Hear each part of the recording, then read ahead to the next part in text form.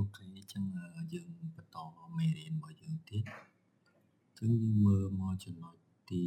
1.3.2គឺនិយាយពីវិធីគុណនៃ radical អញ្ចឹងយើងមើលឧទាហរណ៍មកទៅនេះគេឲ្យឬ4គុណជាមួយនឹងឬ9អញ្ចឹង4នេះយើងអាចបញ្ចេញមកបាន2 9យើងអាចបញ្ចេញមកបាន3អញ្ចឹងយើងយក2គុណ3មកបាន6ឬក៏យើងវិធីមួយទៀតយើង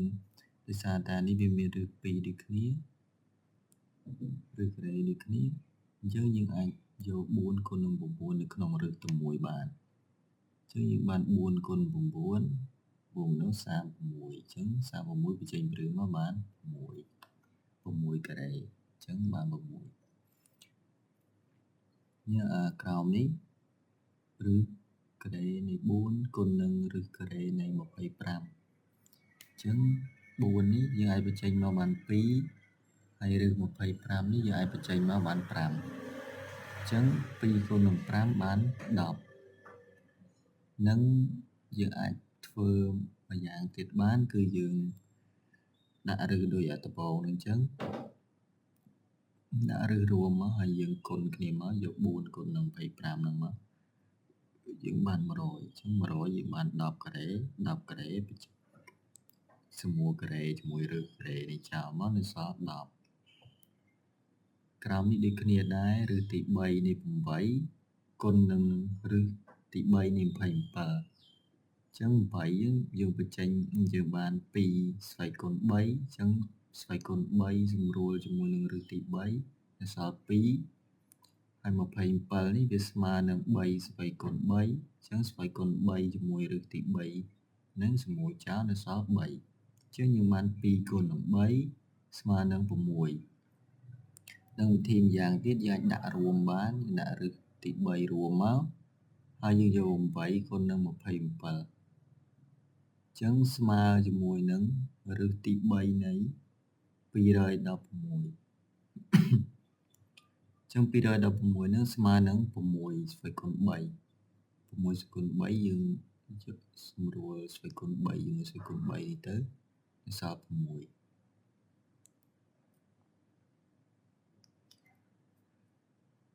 ហើយអាក្រោមនេះឬទី3នៃ1គុណនឹងឬទី3នៃ125អញ្ចឹង1បញ្ចេញមកបាន1ដែរ125បញ្ចេញមកបាន5អញ្ចឹងយើងបាន1គុណ5ស្មើ5ឬក៏យើងយកគុណរួមគ្នាដូចឥឡូវដែរអញ្ចឹង1គុណ125បាន125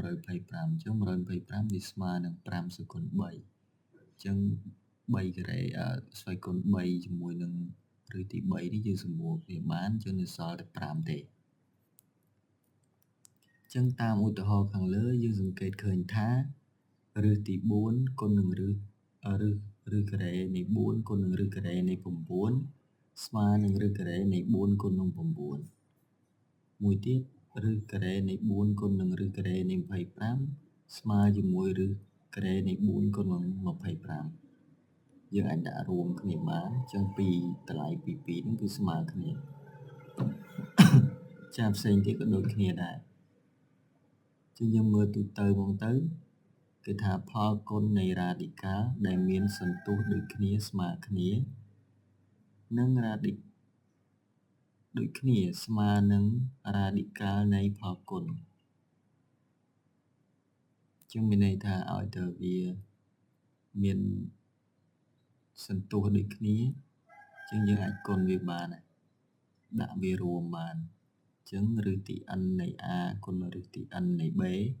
ស្មើនឹងឬទី n នៃ a គុណនឹង b ដែល a និង b ហ្នឹងគឺត្រូវតែធំជាង0អញ្ចឹងមានន័យថាតម្លៃដែលនៅក្នុងឬហ្នឹងគឺត្រូវតែធំជាង0អូខេយើងមើលឧទាហរណ៍ទី1គេឲ្យយើងគណនាផលគុណអញ្ចឹងយើងធ្វើដោយអាលំហាត់ឧទាហរណ៍ខាងលើដែរអញ្ចឹងឬទី2ឬការ៉េនៃ2គុណឬការ៉េនៃ8អញ្ចឹងយើងបានដាក់រួមមកឬការ៉េនៃ2គុណនឹង8ស្មើ16អញ្ចឹង16វាស្មើនឹង4ស្វ័យគុណ2អញ្ចឹង ស្វ័យគុណ2ជាមួយនឹងឬការ៉េសម្រួលអស់នៅសល់4មួយទៀតឬការ៉េនៃ3គុណនឹងឬការ៉េនៃ27អញ្ចឹងយើងយកគុណគ្នាមក3គុណ27ស្មើនឹង81អញ្ចឹងឬនៃ81ស្មើនឹង9ឬទី3នៃ2គុណនឹងឬទី3ទី4អញ្ចឹងឬទី3ដូចគ្នាយើងអាចគុណចូលគ្នាបានគឺ2គុណនឹង4ស្មើ8អញ្ចឹង8ស្មើនឹង2សគុណ3ស្វ័យគុណ3ជាមួយឬទី3សម្រួលគ្នាបាននៅសល់2ចានេះដូចគ្នាដែរក៏វាលេខពភាគអញ្ចឹងយើងគុណគ្នាដូចធម្មតាមកយក2គុណនឹង1លើ16អញ្ចឹងយើងសម្រួល2ជាមួយ16ទៅសល់1លើ8ស្មើនឹង1លើ2ចឹងឧទាហរណ៍ទី2គេឲ្យយើងគុណកន្សោមវិញអូខេអញ្ចឹងអានេះឬ3ឬ2គុណនឹងដក2ឬ3ដកនឹង5ឬ2គុណនឹងដក3ឬ3អញ្ចឹងអានេះយើងគុណមេគុណមកហើយឬគុណមួយឬអញ្ចឹង3គុណនឹងដក2ចេញដក6ហើយឬ2គុណនឹងឬ3ចេញឬ6បន្តមកទៀតអានេះហេតុអីបានចេញបូកដោយសារយើងយកដកគុណនឹងដកគុណនឹងដកនេះចេញបូកអញ្ចឹងយើងយកមេគុណគុណមេគុណឬគុណនឹងឬអញ្ចឹង5គុណនឹង3បាន15ឬ2គុណនឹងឬ3បានឬ6បន្តមកទៀតយើងឃើញថាឬ6ដូចគ្នាអញ្ចឹងយើងអាចចាប់ឬ6ជាកតាបានហើយយើងយកដក6នេះបូកជាមួយ15អញ្ចឹងដក6បូក15បាន9ចាលំហាត់បន្ទាប់មកទៀតនេះ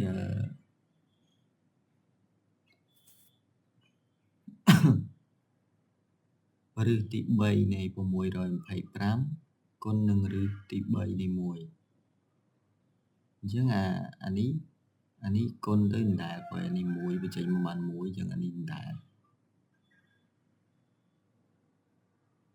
អូខេអញ្ចឹងយើងឃើញថាអានេះឬទី325ឬទី325អញ្ចឹងអំពីហ្នឹងយើងយកគុណគ្នាមកវាចេញឬទី3នៃ625ដែរអញ្ចឹងយើងចាប់ឬទី3នៃ625រួមមកតមកទៀតនៅសល់ឬទី3នៃ1ដកនឹង2នេះអញ្ចឹងយើងគណនាទៅក្នុងនោះមកអញ្ចឹងឬទី3នៃ1បាន1 1ដក2នៅសល់ដក1អូខេនៅសល់ដក1ដូចយើងបាច់ដាក់ក៏បានដែរយើងដាក់ដកមកហើយយើងបញ្ចេញ625អញ្ចឹង625នេះយើងបញ្ចេញមកបាននេះអូខេហើយចំពោះលំហាត់ប្រតិបត្តិចាំមកធ្វើវីដេអូមួយទៀតដើម្បីបង្ហាញពួកអីវាច្រើនដែរអូខេ